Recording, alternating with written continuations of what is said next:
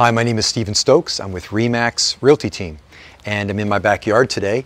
I made a great video to explain to you why I think Cape Coral, Florida is such a great place to live. And I'd like you to watch the video. It's going to show you the canal systems and the different areas, because there are some different areas within Cape Coral, and depending on what you're looking for, you're definitely going to want to be in some of those areas and not in the others. If you like the video, please give it a thumbs up, leave a comment, subscribe to the channel. And if you're interested in working with me to find your perfect place, just reach out. You can text me at 239-645-2405. I'll send you a free boater's map of the area. That'll show you the bridge heights, the whole canal systems, the travel times to the Gulf of Mexico, stuff that you're going to want to know if you're going to buy waterfront property in Cape Coral, Florida.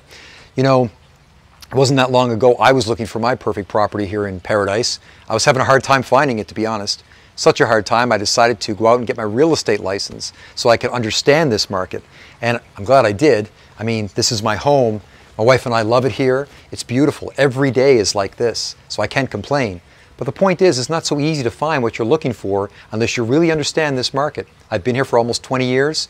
I'd love to help you find your perfect piece of paradise. Thank you.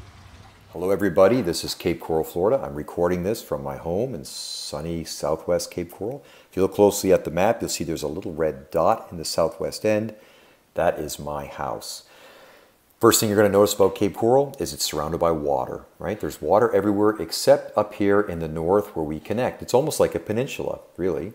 And that's what makes it so impressive, especially if you're into boating, because within the interior, there's a lot of canals that connect to the outside or connect directly to the open water, where you can have a boat in your backyard, take it out to the Gulf of Mexico and enjoy all of that sort of boating lifestyle that we're all after. That's what this video is going to be about. I'm going to show you the area, show you what areas are best for boating, hopefully give you a better understanding of why Cape Coral is such a fabulous place to live. So the first thing is that Cape Coral connects to its brother city, I guess you could call it, which is Fort Myers. It connects through three bridges. In the north, we have this North Fort Myers Bridge here. We have the Midpoint Bridge, which is on Veterans Memorial Parkway right here. And in the south, we have the Cape Coral Parkway Bridge. And these are the three bridges that extend. You can see that these roads extend like this. And so they are the three main roads you're going to have in Cape Coral that run east to west, that come right off of that bridge. Now, Fort Myers itself is a wonderful place to visit. We have the Southwest Florida International Airport over here. It's about 30 minutes away. Flights from Canada, flights from all over the world, Europe, and you can fly right in to the Southwest Florida International Airport and get over to Cape Coral within 30 minutes. So it makes it accessible to everywhere in the world. South of the airport, we have the Gulf Coast University. Great place to go to check out a basketball game. Great facilities on the university campus if you want to take courses or if you want to go use their library. Wonderful. And all around that area, it's built up to really represent, you know, a really great student energy. Lots of stores, lots of shops, lots of restaurants, lots of bars. So it's a great place to go, an exciting place to visit if you're living in Cape Coral.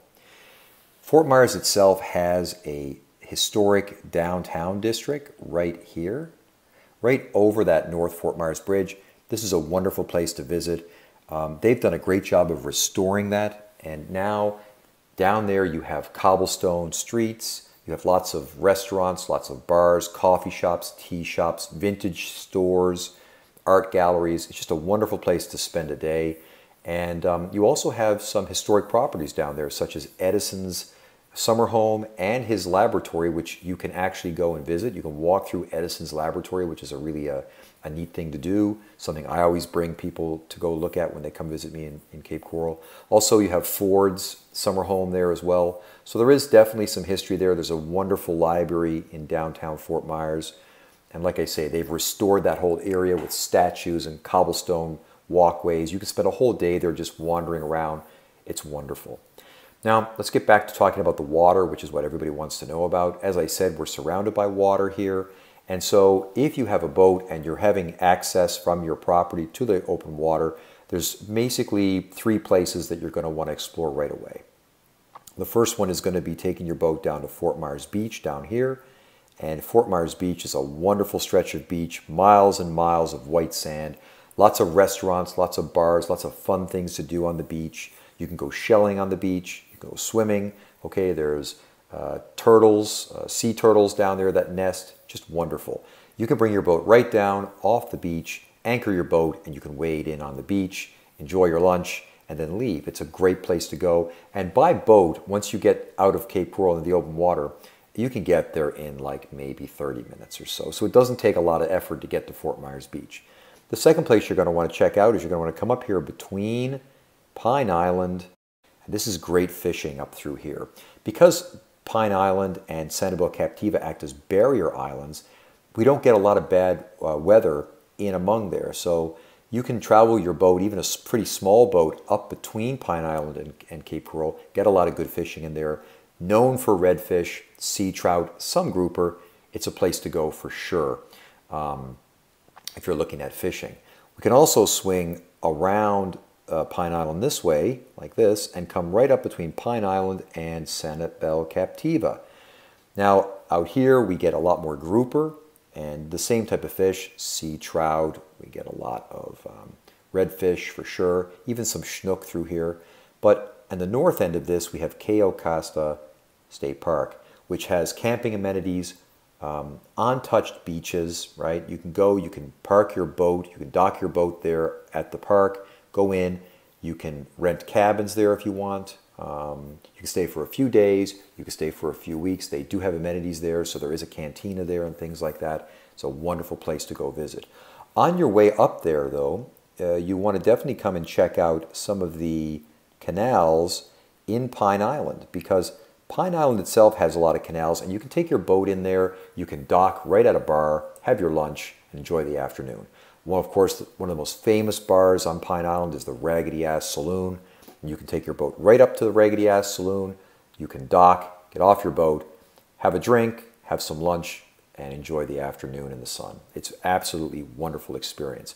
If you're interested in, if you're hardcore sheller and you like to pick up shells and stuff, there are no better beaches than this entire Sanibel Captiva area here. Because it's an outer island, it picks up a lot of shells. So it's probably some of the best shelling in the world on Captiva, and again, you can access it by your boat. So this gives you a quick overview of some of the wonderful things with Cape Coral. Now what I'm going to do is I'm going to jump in, I'm going to blow the screen up, and I'm going to take you into the 4 or 5 main areas within Cape Coral that you want to look at if you're looking at property that's going to give you Gulf access.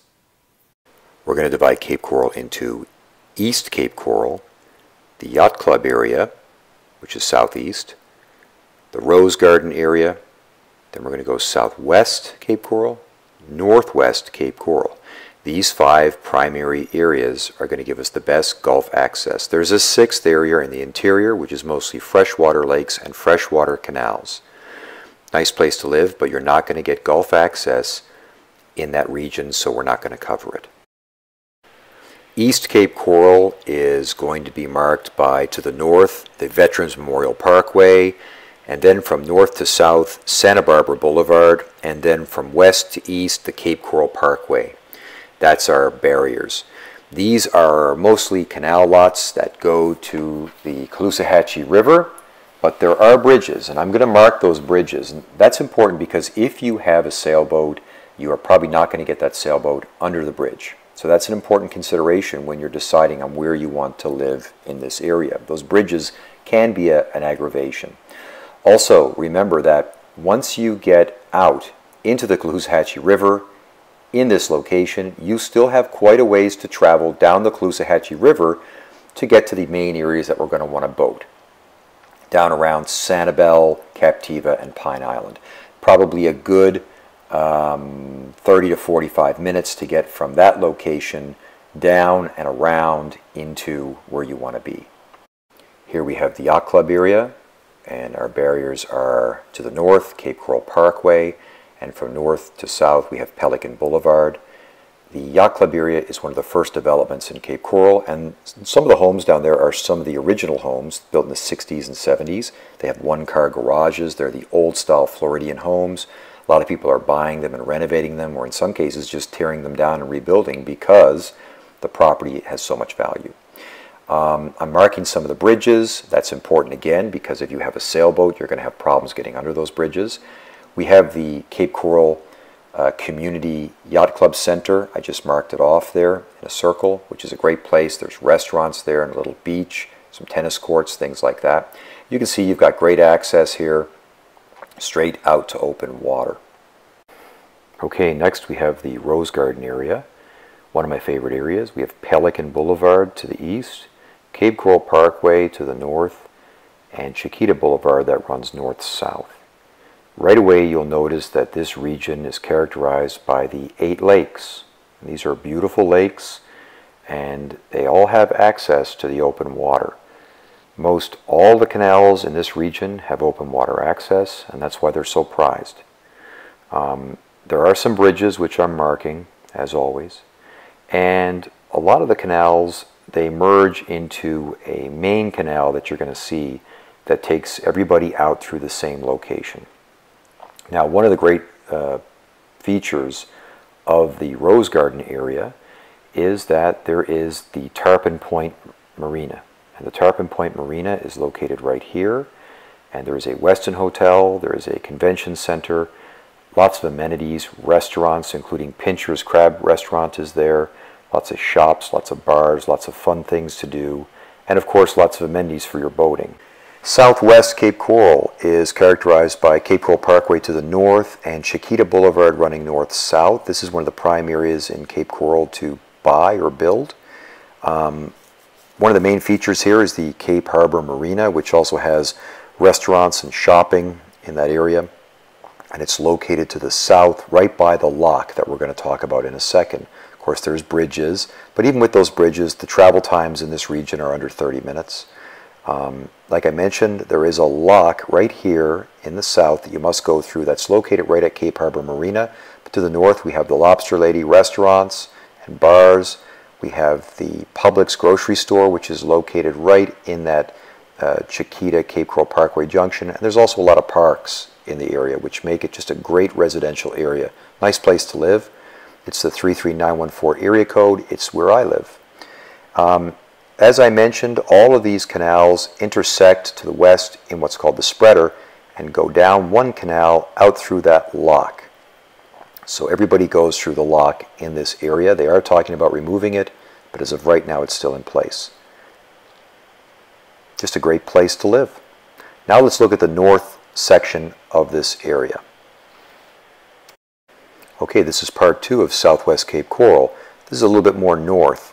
And this is a very deceiving area. We have Veterans Memorial Parkway to the north, we have Chiquita Boulevard running north-south, and we have Cape Coral Parkway running east-west.